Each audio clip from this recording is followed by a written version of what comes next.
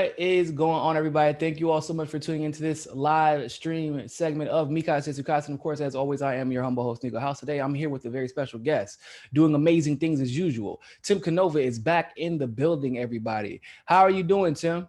I'm doing very well, Niko. How are you? I'm doing well, surviving this quarantine, COVID-19 nonsense, getting a little stir crazy, but I'm blessed and I'm happy to be alive and I'm happy to have my health and hope everything's going well for you as well. Yes, things are going well. I'm grateful to have my health as well. I just got back from a long bike ride, been running and trying always working out. You're always active, man. You're way more active than I am, and I'm 30 years old. It made me feel bad. So I want to get right to it. We have been experiencing a lot of election fraud. Let's just call it what it is. It's pure election fraud. We have exit polling that is way off. At least on the Democratic side, where on the Republican side, the exit polling is matching perfectly.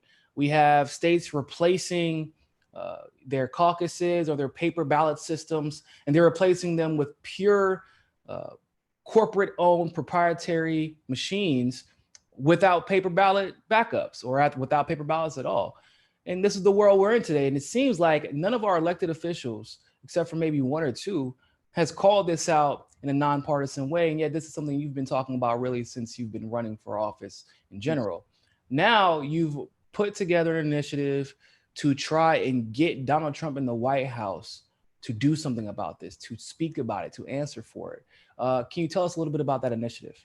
Sure. Well, we found from our two campaigns here in South Florida how easy it is for anyone to be either hacking in from the outside or an insider manipulating the software to rig an election. And it really doesn't even matter if they're paper ballots, if they're being counted by electronic scanning machines that are vulnerable to hacking or to software manipulation. So we've been pushing for paper ballots that are hand counted. This is the way things have been in this country for 2 centuries. And it's really the way elections are conducted in most European countries, where there's a high degree of confidence and trust in the election outcomes, and where there's high voter turnout as a result of that. So for the past several years, I know I'm not alone in trying to get Congress to act. And there have been some bills that have been introduced. Of course, Tulsi Gabbard had her paper ballot bill, which was for paper ballot backups with open source software, which is not a bad solution.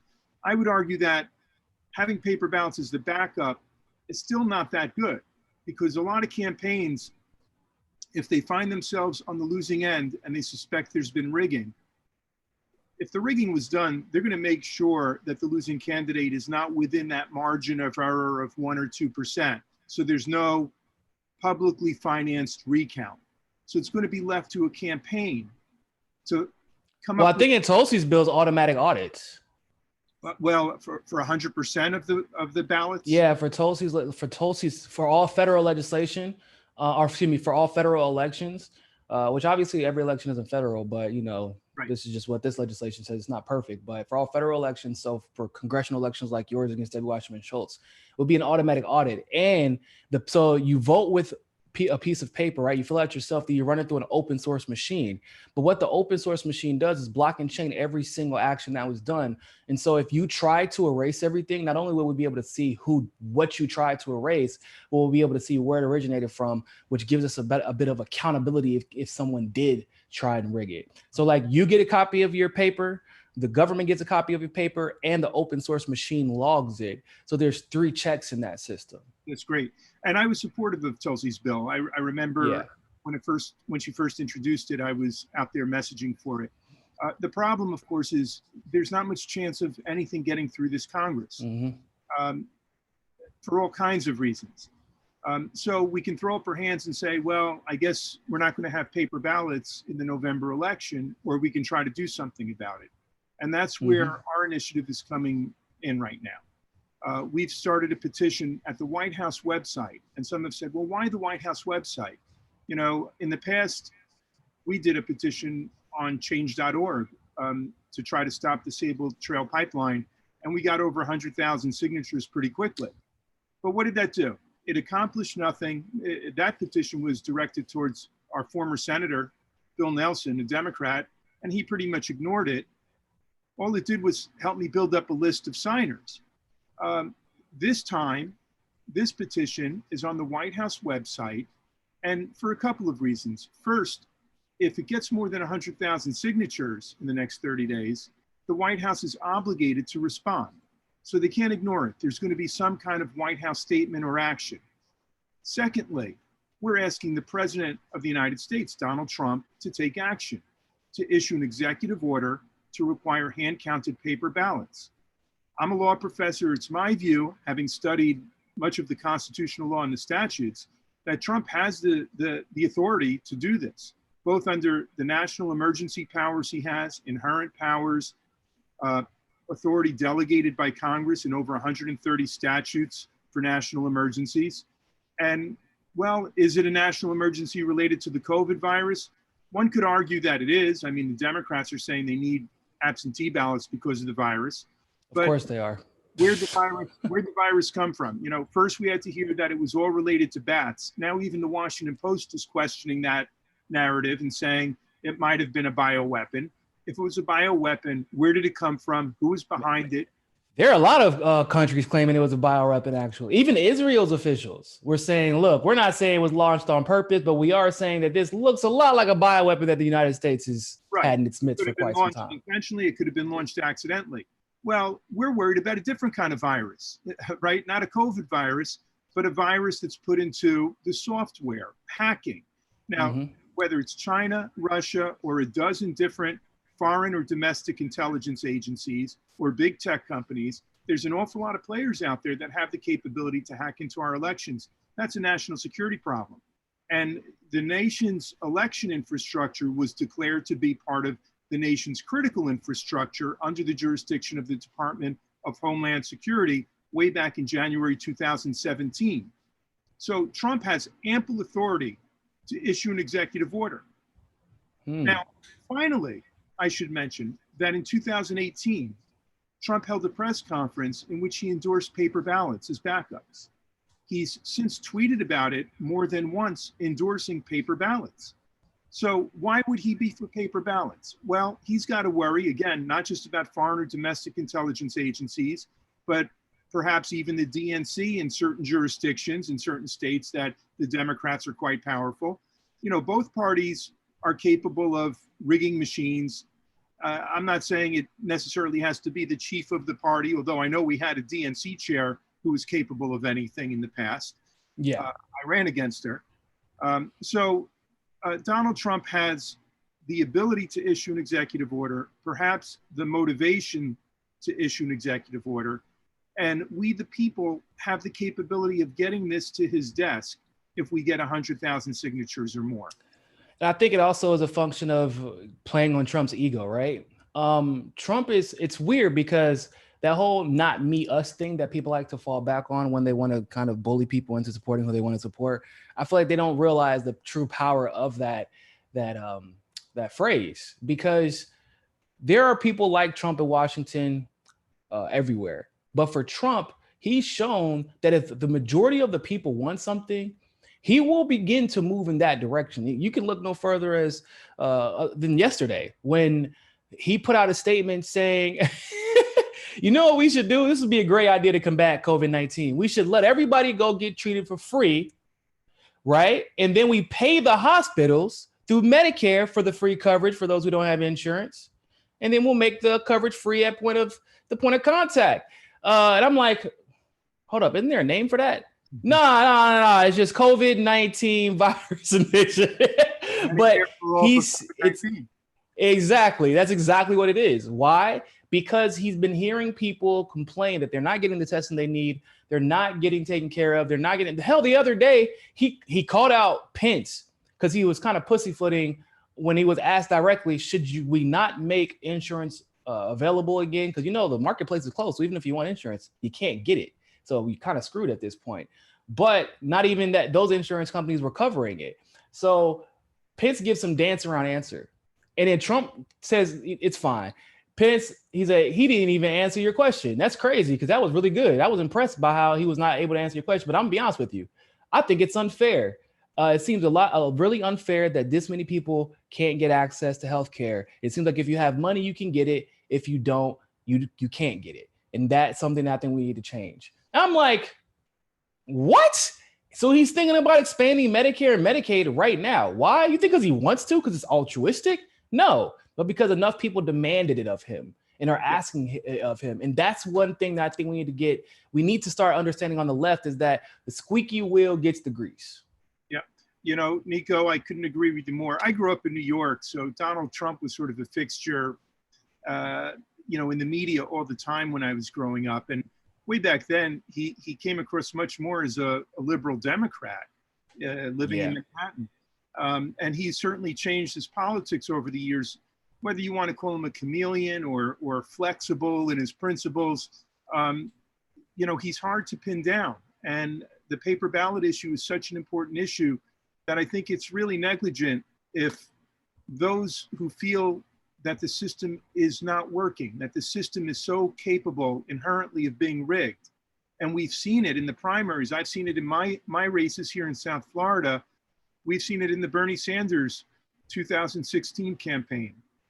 We've seen it in the 2020 Democratic. Hell, we don't even know if the down-ticket candidates like Tulsi Gabbard and Andrew Yang were experiencing election fraud, because we know if you crush a candidate enough, especially when the polls are reflective, like the initial polls are reflective of the results, they can't challenge. That's right. There's no automatic audit, and you can't audit even if you wanted to. So we don't know in states like New Hampshire, where there were at least 3 major counties that were using voting machines, even though all of them weren't.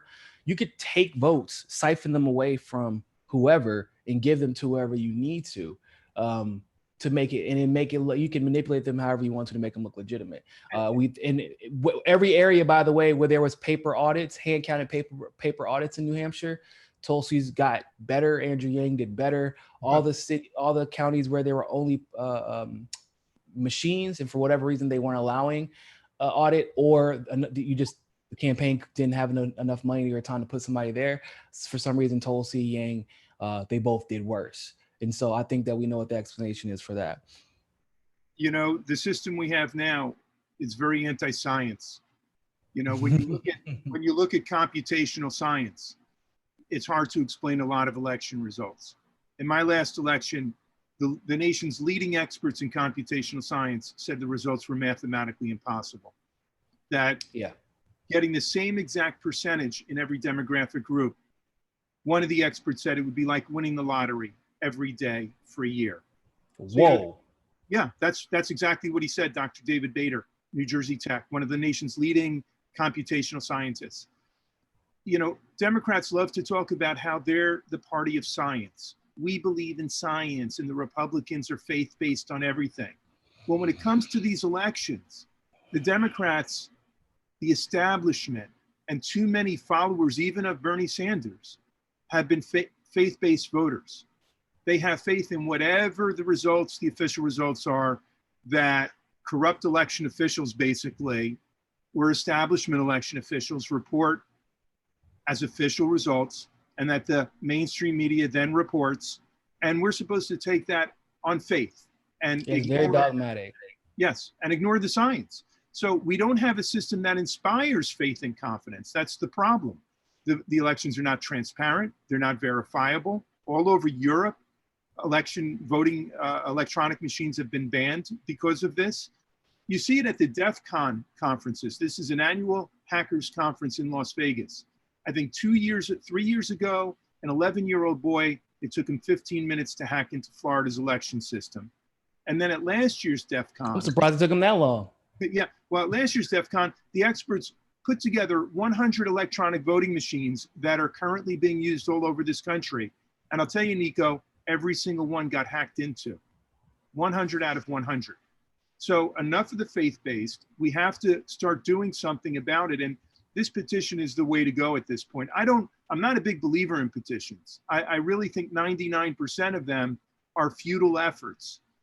Okay, this one I do believe could be different. If we get 100,000 signatures, it gets to the president's desk. He's got to actually look at this and come out with some kind of a response. And he's already on record as supporting paper ballots. You know, some folks will be like, well, how can you work with President Trump? And you and I have spoken about this before, that Tulsi Gabbard herself, she went to the Trump Towers when he was president-elect to talk to him about Syria, that she worked with him on the First Step Act. You know, I would urge Tulsi Gabbard to contact her supporters and to sign this petition and to get behind it. I agree. And this is something that I think she just signed an email, maybe yesterday or the day before yesterday, talking once again about election integrity issues. And this is something I believe that if she's going to be a champion of this, not to mention, even though she's not running again this election, she probably is planning on running again for something in the future. I actually have a personal theory that she's running for governor of Hawaii. For governor, I've heard senator. I have no clue. Yeah, the reason I say governor though is because the gubernatorial election I believe is sooner, and she's called out the governor more in the last couple of weeks than she has her entire career. So that's usually a pretty good indicator that somebody's not performing satisfactorily, and so she's probably going after that. And I mean, let's be honest, right? That's a pretty big, it's important state to have a progressive governor in, because the military industrial complex likes to frolic there. Hawaii as a Pacific island just has a lot of unique influence on foreign policy that a lot of people don't consider. And so I think having a good governor there and having her able to actually be there and kind of show how good she would be as an executive figure going forward. Prepping for, I'm assuming, what would be another run in the future for president. So, but I agree with you. I think that not only Tulsi should speak up about this, I think Bernie should speak up about this, although I doubt he will. I think that his surrogates. Let me just say, I heard from somebody that just yesterday Bernie Sanders was being interviewed on CNN, and he spoke about the need for paper ballots. I did not see it myself. Wow. This was told to me. Now, if he's going to be introducing legislation, I don't know if it's just going to be, the Democratic Party's latest wanting everyone to vote by mail, or if it's going to go further and actually be a paper. Yeah, and also the thing about that, I would love to know what your opinion on it about this is. So this whole idea of voting by mail, it sounds good in theory, but I'm sure, I think you actually sat down with Pasta and talked about this in one of the interviews. Pasta followed these mailed in ballots. They have no idea where the hell these ballots are going. And these mail-in ballots are the same ones where, I don't know if you remember the jungle primary in California in 2018. I don't know if you followed that closely, but I distinctly remember Nancy Pelosi, because of mail-in ballots and early voting, ended up getting, I don't know, like 700,000 votes before anyone got one. Yeah. It was the most bizarre shit. It happened in real time. They immediately called, it was, the race had started. 1 minute later, they called it. Nancy Pelosi had 700,000 votes. Same. Go ahead. Much the same happens here in South Florida, and it's very distasteful. A lot of those mail-in ballots are coming from nursing homes, and I've heard from several sources that each nursing home has a key player that's part of the Democratic machine. That the ballots are not even distributed to a lot of the residents at the nursing home unless a resident is demanding their ballot. So instead, they're being filled out fraudulently and mailed in, okay? And how do you check on that? It's very difficult. And it reminds me of one of the things Bernie Sanders said in an early debate that I disagreed with him on. He said that people who are in prison in this country should be voting. And yeah, I disagree with him on that. Not because their rights. I think they do have the right, but we don't even have a legitimate electoral system right now. And so you take an environment, which I've been in, unfortunately, where there is pressure. Like, you're not just voting for president. You're not even just voting for your congressman if you're in prison. You're voting for your district judge. You're voting for magistrates. You're voting for all the DA positions that will affect the outcome of your sentence potentially. And of course, there will be power exacted on those, or pressure exacted on those people voting just because of that. Exactly. It's a coercive environment. And I'd like to see less even absentee ballots at the nursing homes and more of an effort to bring folks to the polling stations. Yes. And where it's a genuinely a secret ballot. Now, where, by the way, I'm pretty sure most in a nursing home would appreciate getting up and going out and actually participating in the activity rather than being handed a piece of paper. I think so too. So I would urge, Bernie Sanders, Tulsi Gabbard, Jill Stein, all those folks who really probably have had machines rigged against them somewhere or other in the last few years. And when we talk about these voting machines, most Americans have no clue who even owns and operates these voting machines. And that just shows the kind of black box nature of it, the faith-based nature of it. If I asked most people, what are the 3 big companies that dominate the electronic voting machine industry? I guarantee 99% of the folks would have no clue. Election System and Software, ES&S, Dominion Voting Systems, and Hart Intercivic. These are 3 firms that dominate the entire industry. It's like an oligopoly. And ES&S is a perfect example. I tried to find out more information about who owns and controls ESS. It's owned by a private equity fund called the McCarthy Group. Sorry, that just is priceless. You can't make this up. It's unbelievable. The McCarthy Group, based in Omaha, Nebraska. And that's about all the public information you can find out about it. That's it. So, it feeds into people's distrust of the system, the concerns that there could be a dark market for elections and election fraud. Of course there is. Absolutely. So this has to end. Before I forget, I'd like to urge your listeners to sign this petition. There are a number of ways you could get to the petition. I've been sharing the link in the comment section, in the group chat section. I've also shared it in the description. Thank you. Appreciate that. They could also go to progressforall.org. I have it pinned at my Twitter page. It was recently posted at our Facebook page too. And thank you so much for posting it here as well. Of course. So I want to talk really quick about some of the narratives that have been established regarding this election. And in my opinion, they are completely disassociated with any and all election fraud that we've seen taking place. So one of the narratives that went out was that young people didn't get out to vote for Bernie. Another one that went out was that Black people just didn't get out to vote for Bernie. Another one that went out was this myth that, oh, well, the sudden dip in support for Joe Biden just simply wasn't reflective of the Black support. I mean, it just wasn't reflective of the results because Joe Biden just went out and campaigned even harder in that last 3 days before the election in South Carolina. All these narratives have persisted, and some people, even progressives, have been believing them. So what do you think about some of those narratives that have come about and in the way that some people have been reacting to them? So I don't understand why the initial assumption would be to blame the voters and shame the voters in a way. If we have a system where it's so easy to hack and rig the electronic voting machines, why isn't that part of the discussion as a possibility? After all, the pre-Super Tuesday polls and even the pre-South Carolina poll didn't show Joe Biden doing anywhere near as well as he actually did in those states. The exit polls show Joe Biden doing not so well compared to the official results. So now you have to, if you don't want to focus on the possible rigging of the electronic voting machines, you then have to make the jump to say that the pre-election polls and the exit polls all must be flawed, even though in every European country, there's no problem with their exit polls. They seem to match pretty evenly with— Or in any of the Republican primaries. Exactly, or in any of the Republican primaries. So there's this willingness to overlook, to suspend the disbelief, to overlook all the indications of computer fraud, whether it's, again, outside hackers or insider manipulation.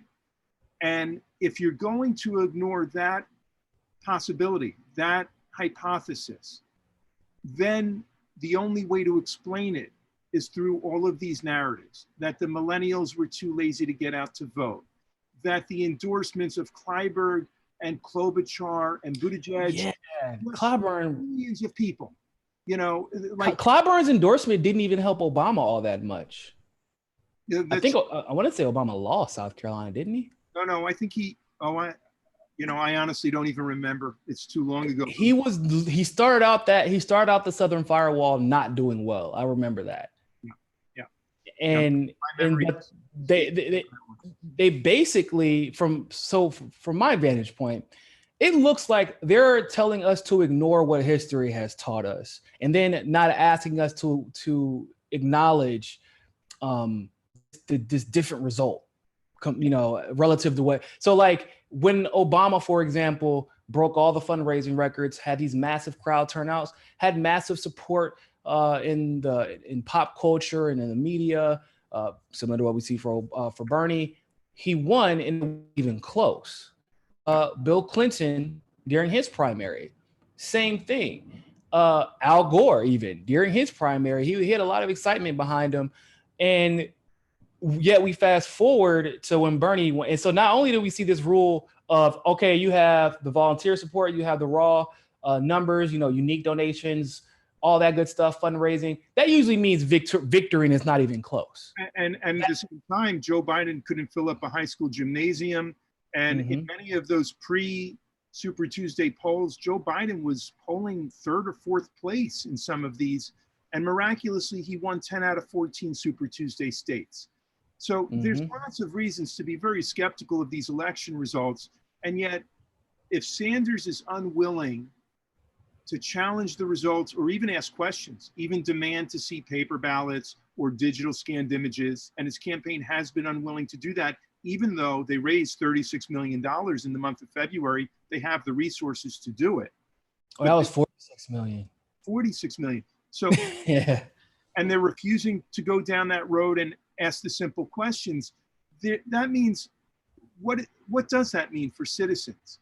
Citizens that have brains and use them and have skepticism for good reason to be skeptical of results and want some answers. There's no transparency. There's no ability to verify the results. I keep getting calls and emails from election integrity activists saying we've got to contact Bernie Sanders and convince him to see the digital scanned images. Well, the citizens don't have the resources to do it. The candidate who does refuses to. The only avenue I see to change this deadlock is to get the President of the United States to issue an executive order. And he seems to be the most malleable out of all of them. Perhaps. I mean, isn't that something? I know. I guess it's the same thing that makes everybody freak out, right? He's kind of unpredictable. Yeah. But I do feel like, once again, one of the few things I can predict about Trump is, generally speaking, if the people make noise about it, then he will pay attention to it. Well, and that's for sure. He's got an incentive. And I think that's why he spoke out about this in 2018 and 2019 for paper ballots. He called out potential election fraud in 2016 too, and Obama tried to ridicule him for it. That's right. Obama laughed it all off, like, are you kidding? We're a third world country. Right. And then after the Democrats lost to Trump, of course, then they bend over backwards to say the Russians have penetrated all of our election systems. And the truth is, they have no idea if it was the Russians or some other intelligence agency using Russian malware, Russian IP addresses. Which is super easy to do. Super easy for any very sophisticated intelligence agency to do. Yes. Yes. So I'm guessing you're in the same camp as me.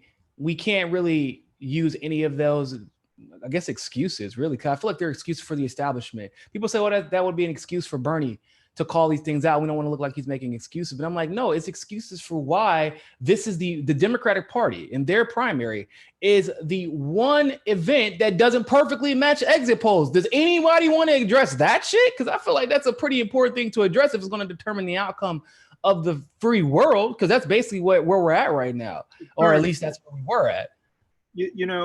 When I ran in 2016, I was very blessed. We had 209,000 small individual donations, an average of $17 each. It was the highest percentage of small donations in any federal campaign in US history as of that time. And I felt an obligation to those small donors.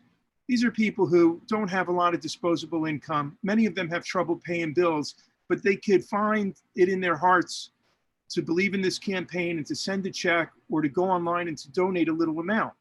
And I felt an obligation to ask to see those ballots. I had real doubts about the election results. And I knew if I did ask to inspect the ballots, that I was going to be criticized as a sore loser and all that kind of nonsense. Which And is crazy.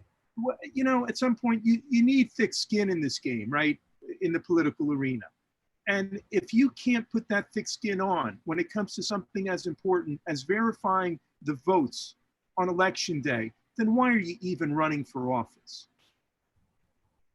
That's true. I mean, and it's crazy to me that the idea of making sure that somebody could be upset for you checking to make sure that their vote counted. Well, that should be the priority of every politician, every activist, anybody who's in public office. That should, it doesn't matter what side of the fence you are. That's right. You know, I had to sue to try to inspect the ballots. And I remember. During the lawsuit, the lawyer for Brenda Snipes, then the supervisor of elections of Broward County, tried to offer the judge an affidavit from my opponent, Debbie Wasserman Schultz, to try to shut down our lawsuit.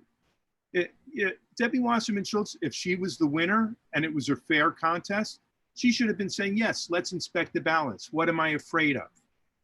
So those who are going to attack me for trying to inspect the ballots, which, as you know, and as probably most of your listeners know, those ballots were illegally destroyed when we tried to inspect them. Yeah. But those who are going to attack a candidate like me for seeking to inspect the ballots and questioning the integrity of the elections are usually people who are, in one way or another, paid or on the payroll or somehow in the camp of a very corrupt establishment. Or they're trying to get on the payroll and in the camp. Right. That's usually what happens. And that includes the media as well. We've seen from WikiLeaks, the DNC disclosures, that the DNC has its media assets in media. Yeah. Man, and it's crazy because you have this situation that's developing with Alyssa Milano and her affiliation with Joe Biden that came just 2 or 3 years after she was an avid backer of Bernie Sanders. And, she was the one who kind of reignited the Me Too movement in 2017. And that's what she became known for on Twitter. And now she's looking the other way on the allegations that Joe Biden may have. Yeah. And now we found out that Kamala, that Terry reached out to Kamala, Terry reached out to Warren. Both of them ignored her. And you've come to find out, and funny enough, Alyssa Milano's former co-star from Charmed, there was a video that went viral. I didn't even see until yesterday that said Alyssa Milano's a liar. That CAA is full of pimps. They used to pimp out their. I saw that. And in that case, I mean, you're talking about a woman who very well may have been sexually abused. Yes. You're speaking to a candidate who was abused in another way, right? And I'm in a long list of candidates, that suffered a certain type of rigging, perhaps. And I reached out to every member of Congress, Democrat and Republican alike. And it pains me to say that very few stepped forward. Really, nobody did. I got one call from Tulsi Gabbard for half an hour to discuss this. This was during my last campaign. And, maybe she wasn't in a position to follow up. I hope she is now. I hope she will follow up now by trying to urge President Trump to act and to urge her supporters to sign this petition. Yeah. And I agree, man. And it goes like, they're all under that umbrella, that CAA talent agency umbrella, because now being a politician is more about your brand and how you can profit off of it, seemingly.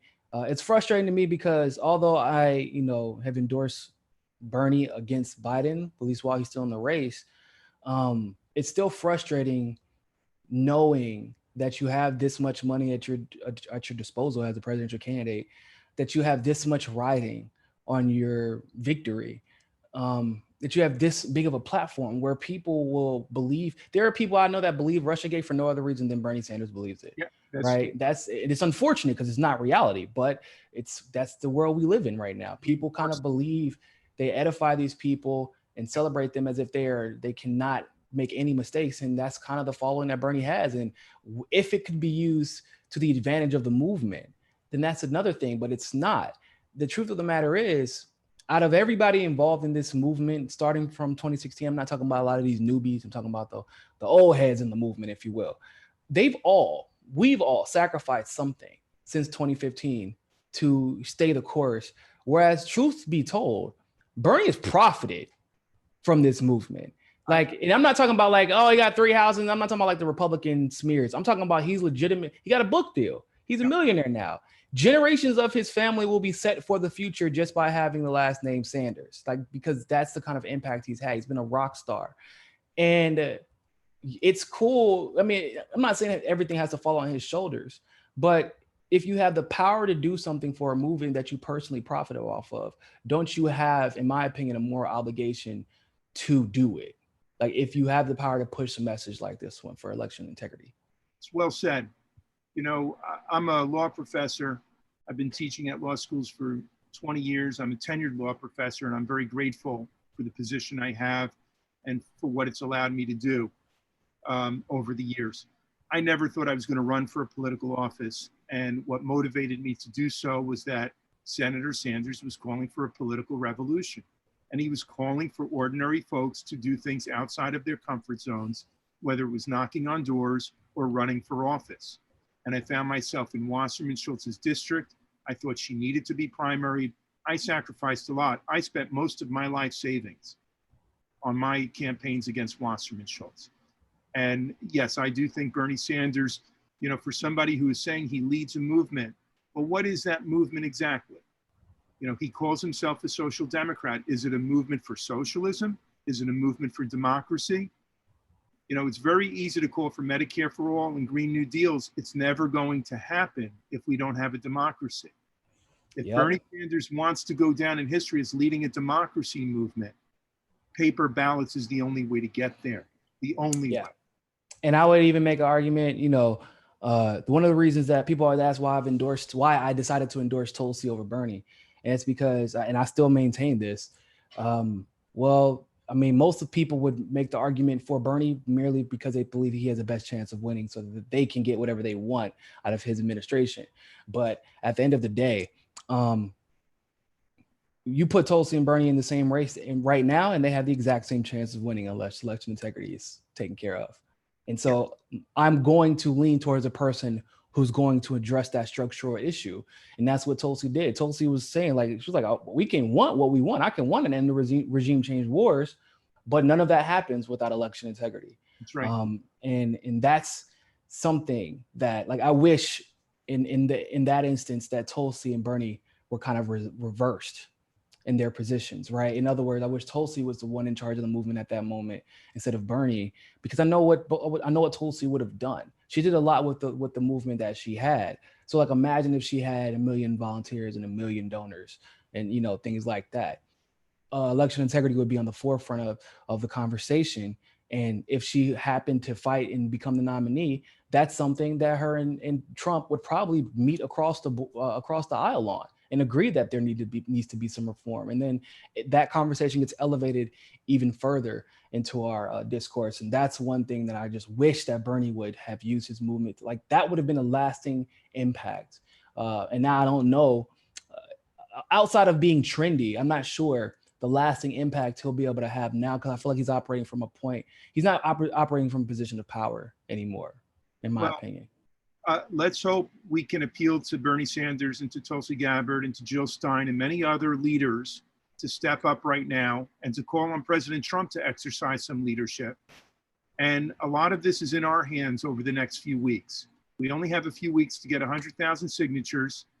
And many of us, we're all self-quarantined. We're all, you know, have a lot of time on our hands in some ways. Let's use that time to start tapping into the movement, tapping into the discontent that's out there right now with what is happening in this movement, and trying to make something constructive come out of this. If we can come out of this with an executive order for paper ballots, that's an enormous reform. It can't be understated.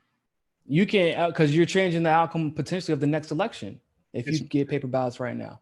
And all future elections. That's right.